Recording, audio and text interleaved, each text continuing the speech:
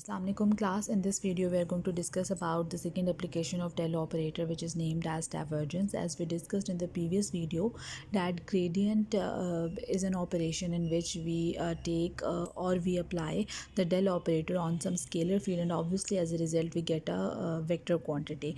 Now in divergence is basically the operation in which we take the dot product of del operator with some vector. So it means that divergence is an operation which is applied on some vector quantity, and as a result we get a scalar quantity, because dot product always provide us a scalar quantity. So let's suppose v is equal to v1 I cap, v2 j cap plus v3 k cap be a vector quantity, and del dot v is named as the divergence of v, and it is also represented as divergence of v, and it is defined as the dot product of del operator and the vector v, and obviously this is going to be partial v1 over partial x plus partial v2 over partial y plus partial v3 over partial z. Normally we have discussed in the previously as well that the dot product is always commutative, that is a dot b is equal to b dot a, but in this case when we talk about the divergence, del dot v is not equal to v dot del, because it is all I think it must be clear that v is a vector quantity while del operator is an operator vector. It is not a vector which has some particular direction, it is an operator. So it means that when we say del dot v, so this operator is applying on this vector v, so partial v1 over partial x. But when we talk about v dot del operator, it will represents v1 into partial by partial x. Now this partial is applied on what? So this means that we cannot define v dot del, or we cannot say that the two terms are equal. These are two different terms, because in this case the operator is applied on the vector v, while in this case there is no term on which we are going to apply the del operator. Here we have question number 15 related to divergence. If we are given with a vector a and we have to find out divergence of a or del dot a at the point 1, -1 and 1. So del dot a means here is the del operator and here is the vector a. Now we are going to take the dot product, so it will be equal to partial by partial x of the x component plus partial by partial y of y component plus partial by partial z of the z component. So here is the differential or the operated answer, and now we are going to put the point 1, -1 and 1, that is x is equal to 1, y is equal to -1 and z is equal to 1. So here is the final answer, which is -3. So you can see that divergence is applied on a vector quantity and we get a scalar number as an answer. Next we have question number 16, in which a scalar quantity is given 2x cube y square z power 4, and we have to find out del dot del phi.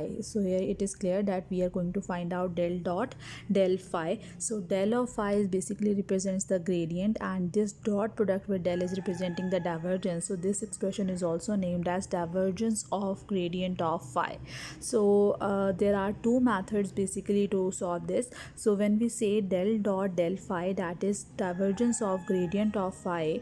So gradient of phi is simply del of phi. So we are going to apply the operator on the scalar number phi, and we get a vector quantity given over here. And now we are going to take the dot product of this gradient of phi with del operator. So del dot del phi, that is we will take the partial derivative of x component with respect to x, then partial derivative of y component with respect to y, and partial derivative of z component with respect to z. So here is the final answer for this.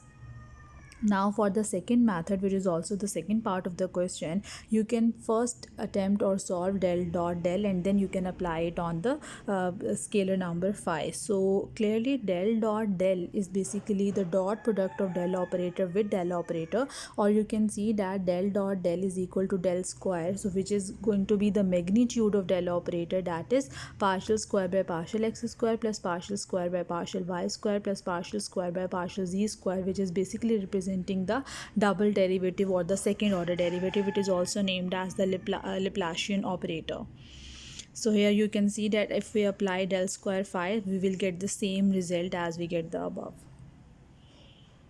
Now the next term we are going to talk about is the curl. So curl is basically the operation which is applied on a vector quantity, and as a result we also get a vector quantity. Let's suppose v is equal to v1 I cap v2 j cap plus v3 k cap be a vector differentiable vector, because we have to apply the del operator, so it must be differentiable so that we can easily apply the derivatives. So the curl or rotation of v, the curl is also named as a rotation of the vector v, which is represented as a cross product with del or curl of v or rotation of v, and it is defined as the cross product. So you can see that here we are going to define the cross product of del cross v. So these are the components of del operator, these are the components of the vector v, and here is the final result for this. So simply divergence is the dot product and curl is the cross product with del operator.